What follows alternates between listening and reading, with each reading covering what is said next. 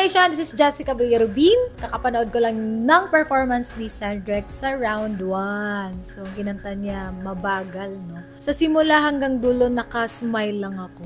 Nakuha ni Sandrex yung kilig ko, which is yun naman yung vibe ng song. So, happy ako na nakuha niya yung vibe, which is, ang song kasi nagpapakilig. So, nakuha niya yung kilig ko and nagustuhan ko yung performance niya kasi napakakalma lang niya. Parang nakasmile lang siya. Tapos parang walang kaba, wala akong kabang nararamdaman. Kaya Sandrex, congrats! Round 1, naalala ko yung kinanta ko, Lipad ng Pangarap. Siyempre, kinabahan ako. Ay, round 1 niya yun, no? Oo nga, wala siya.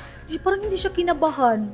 Parang kinabahan ako nun. Lipad ng Pangarap. Ang ano ko nun, kalaban ko si Ozzy. Si Ozzy kasi medyo rock. Tapos ako, ballad ako. Birit-birit ako. So, kinabahan ako.